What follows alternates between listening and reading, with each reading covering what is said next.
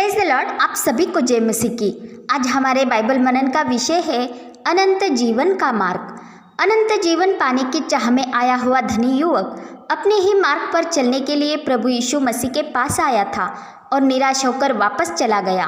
परंतु प्रभु यीशु को देखने के लिए उसका पीछा करने वाले धनवान जक्कई ने अपने मार्ग का त्याग किया और यीशु के पीछे हो लिया, तो उसने उद्धार पाकर अनंत जीवन में प्रवेश किया। अर्थात हम अपने ही सोच विचार पर चलते हुए प्रभु यीशु के पीछे नहीं चल सकते हैं। इससे हम जीवन के मार्ग से भटककर अनुचित बातों का, अनुचित व्यक्तियों का पीछा कर सकते हैं, भले ही हम भले काम करने की सोच रखते हो, क्योंकि प्रभु यीशु ही जगत की ज्योति है। इसलिए जो उसके पीछे हो लेता है वह अंधकार में नहीं चलता, परंतु वह जीवन की ज्योति पाएगा, क्योंकि प्रभु यीशु मसीह में ही अनंत जीवन है। वह धनी युवक अपने ही बलबूते पर अनंत जीवन पाने की सोच रखता था और इसलिए वह इस विषय में प्रभु यीशु से पूछने के लिए आया था। और उसने प्रभु से पूछा कि हे गुरु, मैं कौन सा भला काम करूं कि अनंत जीवन पाऊं? तब यीशु ने उससे कहा कि आज्ञाओं को माना कर। इस पर उस धनी युवक ने कहा कि मैं तो सबको लड़कपन ही से मानता आया हूँ। यह सुनकर यीशु ने उससे कहा, तुझ में अब भी एक बात की घटी है। अपना सब कुछ बेचकर कंगालों को बांट दे और स्वर्ग में तुझे धन मिलेगा और आकर मेरे पीछे हो ले। परंतु यह आज्ञा उसके लिए कठिन थी, क्योंकि वह बड़ा धनी था। इसलिए वह उदास होकर वापस चला गया और प्रभु यीशु की आज्ञा को मान न सका, क्योंकि वह धनी युवक आप ही अपने आप को धर्मी ठहरा चुका था और अपने ही मार्ग पर अड़िग था। परंतु यह जक्कई बस प्रभु यीशु को देखने की चाहत में अपनी निर्बलता में भी उसका पीछा कर रहा था। जक्कई नाटा था और भीड़ के कारण वह उसे देख न पा रहा था। इसलिए वह एक गुल्लर के पेड़ पर चढ़कर बैठ गया और उसकी यह कश्मकश प्रभु यीशु से छिपी न रही और प्रभु यीशु खुद उसके पास आया और उस पर अपना अनुग्रह किया और जक्कई के ऊपर दृष्टि करके उससे कहा, हे जक्कई, झट उतर आ, क्योंकि आज मुझे तेरे घर में रहना अवश्य है। और जक्कई भी तुरंत उतरकर आनंद से यीशु को अपने घर को ले गया और उसका स्वागत किया। जक्कई अनंत जीवन से अनजान था, परंतु उसने उस मार्ग का पीछा किया जिस पर यीशु चल रहा था और उसने परमेश्वर के राज्य का ही मार्ग पा लिया, जो मार्ग प्रभु यीशु मसीह है। और इसके पश्चात उसने अपने मार्ग का त्याग किया, जिस मार्ग से वह अन्याय से संपत्ति इकट्ठा कर रहा था, और प्रभु यीशु के पीछे हो लिया और उद्धार पाकर उसने अनंत जीवन में प्रवेश किया। जक्कई भी बड़ा धनवान व्यक्ति था, इसलिए वह भी उस संपत्ति से भले काम करते हुए अनंत जीवन पाने की सोच रख सकता था, परंतु उसने ऐसा नहीं किया, क्योंकि वह परमेश्वर के आत्मा से प्रेरित होकर यह जान गया था कि उसकी संपत्ति अन्याय की संपत्ति है और इसके द्वारा वह अपने पाप नहीं धो सकता, तथा किसी कर्म के द्वारा भी नहीं। तथा वह यह भी समझ पा रहा था कि उस पर प्रभु यीशु का अनुग्रह हुआ है, इसलिए उसे अपने पापों को मानते हुए उसका त्याग करना अवश्य है, क्योंकि उसके कारण लोग प्रभु यीशु के विषय ही कुड़कुड़ा कर कहने लगे थे कि वह तो एक पापी मनुष्य के यहाँ जा उतरा है।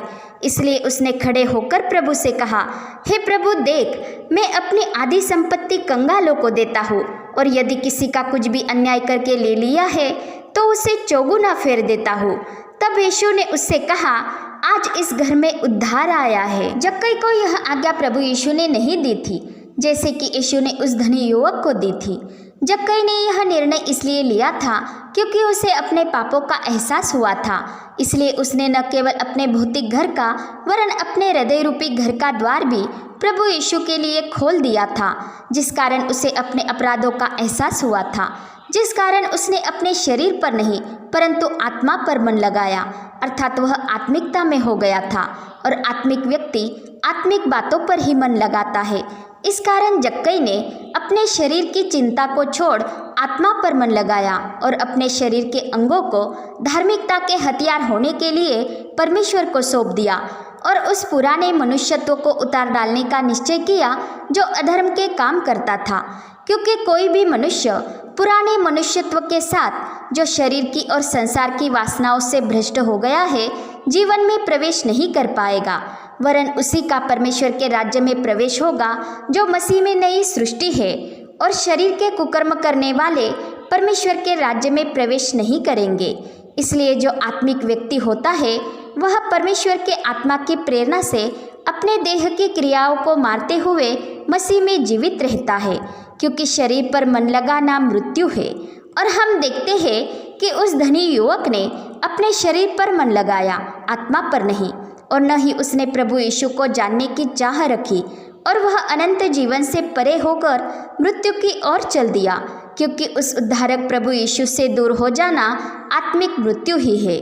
क्योंकि वह धनी युवक शारीरिक दशा में था, इसलिए उसने प्रभु यीशु को रब्बी अर्थात गुरु तो कहा, परंतु वह उसे प्रभु जानकर अंगीकार नहीं कर पाया। तथा दैहिक मनुष्य अपने शरीर से प्रभु की महिमा नहीं कर पाता, क्योंकि शरीर आत्मा के विरोध में लालसा करता है और अपने ही कर्मों पर घमंड रखता है। जक्कई भी बड़ा धनी था, परंतु जब वह प्रभु यीशु को देखने की चाहत में उसका पीछा करने लगा तो वह अपने रुतबे को भी भूल गया और एक बालक के समान उसने यीशु का पीछा किया। तब उसके मन में न ही अनंत जीवन पाने की चाहत थी और न ही उद्धार पाने की, क्योंकि वह इन सारी बातों से अनजान था। वह तो बस यीशु को देखना चाहता था। परंतु जब उसने यीशु का शब्द सुना तब उसने उस शब्द का आदर किया और उसे उचित प्रतिसाद देते हुए वह यीशु को अपने घर ले गया और उस पर विश्वास किया। उसका विश्वास ऊपरी तौर पर नहीं था, क्योंकि उसने एक ही मुलाकात में यीशु के सम्मुख अपने पापों को मान लिया और अपने पापों से मन फिराकर प्रभु यीशु को वह प्रभु कहने लगा, उसे अपना उद्धार करता जाना। और तब उसने प्रभु यीशु पर किए गए विश्वास के द्वारा जो पापी कहलाया जाता था, उस जक्कई ने उद्धार पाया और अनंत जीवन में प्रवेश किया।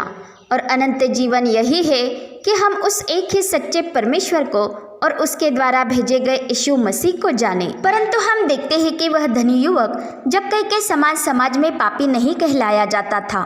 वह प्रतिष्ठित था और लड़कपन से परमेश्वर की आज्ञाओं को मानता आया था और अनंत जीवन पर भी विश्वास करता था तथा उसे पाने के लिए भले काम करने के लिए तैयार भी था। तो भी वह अनंत जीवन से परे होकर वापस चला गया, क्योंकि वह परमेश्वर की व्यवस्था को तो मानता था, परंतु उसे परमेश्वर की पहचान नहीं थी, न ही उसकी मर्जी वो जानता था, क्योंकि उसका परमेश्वर से वैयक्तिक नाता नहीं था।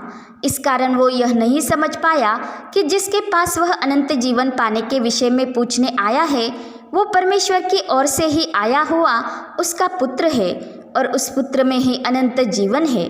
परंतु उसने प्रभु यीशु को जानना न चाहा और भले काम करने के लिए वापस लौट गया।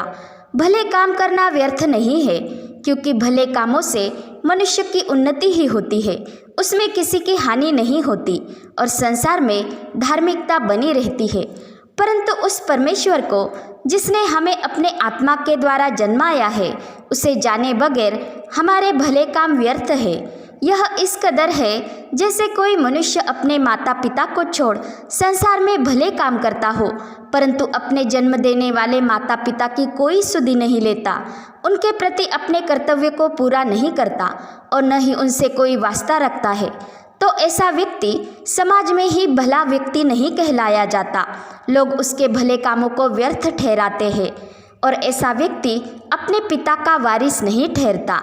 इस रीति से हम भी अपनी धार्मिकता से नहीं, परंतु परमेश्वर की धार्मिकता से ही धर्मी ठहरते हैं और उसके राज्य के वारिस ठहरते हैं। अर्थात हम अनंत जीवन के वारिस तभी हो सकते हैं जब हम परमेश्वर के पुत्र ठहरते हैं और उसके आत्मा के अनुसार चलते हैं, और हम प्रभु यीशु मसीह पर किए गए विश्वास के द्वारा ही परमेश्वर के पुत्र हैं। और यदि पुत्र हुए तो हम उसके अनंत जीवन के वारिस भी हैं, क्योंकि हम मसीह में हैं, और जो मसीह में है उन पर दंड की आज्ञा नहीं, क्योंकि वे शरीर के अनुसार नहीं वरन आत्मा के अनुसार चलते हैं।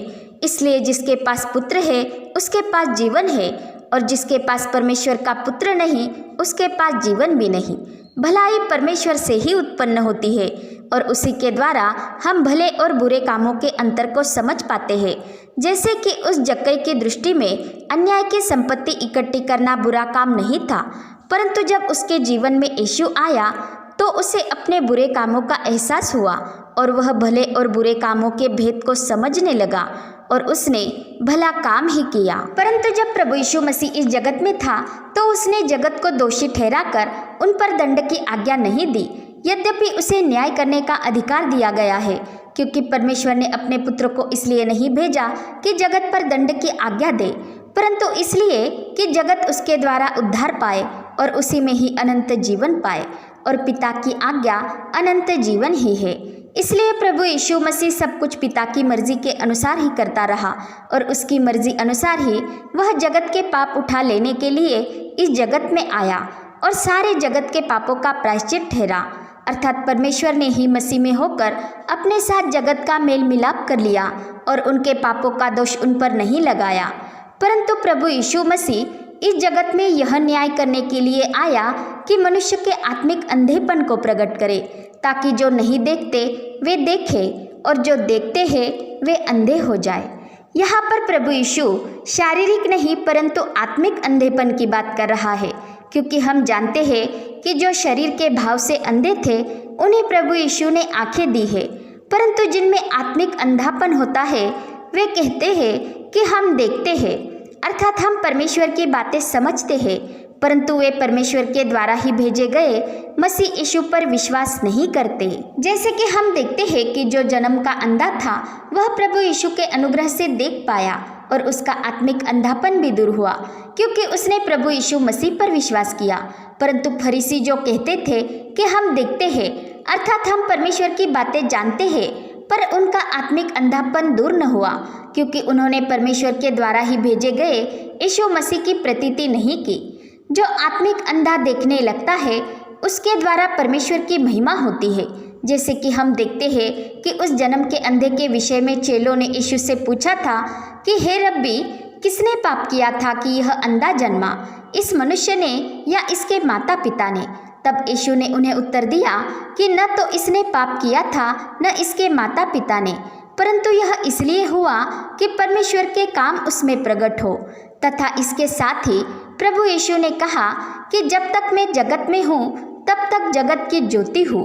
प्रभु यीशु ने ऐसा इसलिए कहा क्योंकि अब वो हमसे चाहता है कि हम ही जो मसीह के सुसमाचार के प्रकाश के द्वारा प्रकाशमान हुए हैं जगत की ज्योति हो जाए और हमारा प्रकाश मनुष्यों के सामने ऐसा चमके कि वे हमारे भले कामों को देखकर हमारे स्वर्ग के पिता की महिमा करें। क्योंकि जब हम इस जगत के टेढ़े और हठीले लोगों के बीच में भी निर्दोष और किसी को भी उपद्रव न करने वाले होकर रहेंगे, तो हम इस जगत में उनके बीच में जीवन का वचन लिए हुए ज्योति के समान ही दिखाई देते हैं। परंतु जो आप ही अंधकार में है वे जगत की ज्योति नहीं हो पाएंगे। इसलिए प्रभु हमसे चाहता है कि हम में आत्मिक अंधापन न हो। हम देखते हैं कि जब प्रभु यीशु के अनुग्रह से उस जन्म के अंधे को दृष्टिदान मिला था तो वो यह जान गया था कि वह अंधा था और अब देखता है, और जिसने उसकी आंखें खोली वह परमेश्वर का भक्त है, अर्थात उसने प्रभु यीशु के काम की प्रतीति की थी, परंतु वह उसे नहीं जानता था कि वह मसीह है, क्योंकि उसने उसे देखा नहीं था। उसकी आत्मिक आंखें भी बंद थी, इसलिए वह उसे भविष्यवक्ता जानता था, परंतु उसका इस बात पर पूरा विश्वास था कि वह परमेश्वर की ओर से है, क्योंकि उसने उसके काम की प्रतीति की थी। और फरीसियों के द्वारा विरोध होने पर भी वह अपने कहने पर कायम था, तथा उनके द्वारा आराधनालय से बाहर निकाल देने पर भी वह अपनी बात पर डटा रहा। और हम देखते हैं कि जब प्रभु यीशु ने सुना कि फरीसियों ने उसे आराधनालय से बहिष्कृत किया है, तब उसने उससे भेंट की और उस पर अपने आप को प्रकट करते हुए उससे पूछा, क्या तू परमेश्वर के पुत्र पर विश्वास करता है? तब उसने उत्तर दिया, हे प्रभु, वह कौन है कि मैं उस पर विश्वास करूं? यीशु ने उससे कहा, तूने उसे देखा भी है और जो तेरे साथ बातें कर रहा है वही है। तब उसने कहा, हे प्रभु, मैं विश्वास करता हूँ, और उसने यीशु को दंडवत किया। यीशु ने उससे ऐसा इसलिए कहा कि तूने उसे देखा है, क्योंकि उसने अपने आत्मिक नेत्रों से देखकर ही यीशु को प्रभु कहा था, और इस रीति से उसका आत्मिक अंधापन दूर हुआ और उसने उद्धार पाकर अनंत जीवन में प्रवेश किया, क्योंकि उसने प्रभु यीशु मसीह को अपना प्रभु और उद्धारकर्ता जाना। परंतु फरीसियों ने मसीह यीशु के कामों को देखकर भी उसकी प्रतीति नहीं की थी कि वह परमेश्वर की ओर से है, परंतु वे उसे पापी कहते थे, और उसे पापी कहने में वे परमेश्वर की बड़ाई समझते थे, क्योंकि वे इस बात पर तर्क वितर्क करते थे कि वह सब्बत का दिन नहीं मानता। क्योंकि सब्बत के दिन लोगों को वह चंगा करता था और इस जन के अंधे को भी उसने सब्बत के दिन ही चंगा किया था, क्योंकि वे यह जान न पा रहे थे कि प्रभु यीशु मसीह ही व्यवस्था का अंत है और वह उसे परमेश्वर की मर्जी के अनुसार ही रद्द करने के लिए नहीं परंतु पूरा करने के लिए आया है। इसलिए अब हमारे लिए सब दिन परमेश्वर का काम करने के लिए ही है और हमें उसके काम दिन ही दिन में करना अवश्य है, क्योंकि वह रात आने वाली है जिसमें कोई काम नहीं कर सकता। परंतु परमेश्वर की आत्मिक बातों को न समझने के कारण वे परमेश्वर के कामों की प्रतीति नहीं करते थे और उस कारण उसके द्वारा भेजे गए मसीह यीशु पर भी विश्वास नहीं करते थे। इस कारण उनका आत्मिक अंधापन दूर न हुआ और मसीह के वचन सुनकर भी उन्होंने नहीं सुना, क्योंकि उन्होंने सिर्फ कानों से सुना परंतु उस पर विश्वास नहीं किया। इसलिए प्रभु यीशु ने कहा कि यदि कोई मेरी बातें सुनकर न माने तो मैं उसे दोषी नहीं ठहराता, क्योंकि मैं जगत को दोषी ठहराने के लिए नहीं परंतु जगत का उद्धार करने के लिए आया हूँ। जो मुझे तुच्छ जानता है और मेरी बातें ग्रहण नहीं करता उसे दोषी ठहराने वाला तो एक है, अर्थात जो वचन मैंने कहा है वही अंत के दिन में उसे दोषी ठहराएगा। अर्थात अनंत जीवन का भागी वो ही हो पाता है जो मसीह में उद्धार पाता है और पवित्र आत्मा की प्रेरणा से चलते हुए मसीह में बना रहता है। और मसीह में उद्धार वो ही पाता है जो मसीह के वचन सुनता है और प्रभु यीशु मसीह पर विश्वास करता है, क्योंकि विश्वास सुनने से और सुनना मसीह के वचन से होता है, क्योंकि परमेश्वर के अनुग्रह ही से विश्वास के द्वारा हमारा उद्धार है। इसलिए जो सच्चे मन से प्रभु यीशु मसीह पर प्रभु और उद्धारकर्ता जानकर विश्वास करता है और अपने मुंह से यह अंगीकार करता है कि यीशु ही प्रभु है और परमेश्वर ने उसे मरे हुए में से जिलाया, तो वह निश्चय उद्धार पाता है। अर्थात परमेश्वर के अनुग्रह और उसकी सनातन दया के कारण ही हमारे लिए उद्धार का समय ठहराया गया है, ताकि कोई नाश न हो। इसलिए प्रभु यीशु ने कहा कि जो मेरा वचन सुनकर मेरे भेजने वाले पर विश्वास करता है अनंत जीवन उसका है और उस पर दंड की आज्ञा नहीं होती, परंतु वह मृत्यु से पार होकर जीवन में प्रवेश कर चुका है। क्योंकि जिस रीति से पिता अपने आप में जीवन रखता है उसी रीति से उसने पुत्र को भी अर्थात यीशु मसीह को यह अधिकार दिया है कि वह अपने आप में जीवन रखे, वरन उसे न्याय करने का भी अधिकार दिया है और उसका न्याय सच्चा है, क्योंकि प्रभु यीशु मसीह वही परमेश्वर है जो अखिल मानव जाति के मनों को जांचता है और मनुष्य के हृदय को उसके विचारों को जांचकर ही वह उनके कर्मों का प्रतिफल उन्हें देता है।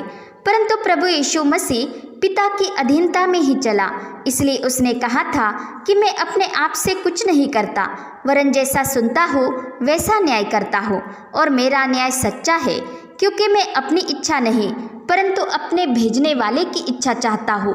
इसलिए प्रभु यीशु मसीह ने मूसा की व्यवस्था के मानने वालों पर पिता के सामने दोष नहीं लगाया, क्योंकि पिता चाहता है कि मूसा ही उन्हें दोषी ठहराए, अर्थात उसकी लिखी हुई बातें ही उनका न्याय करेंगे, क्योंकि मूसा ने यीशु मसीह के विषय ही लिखा है।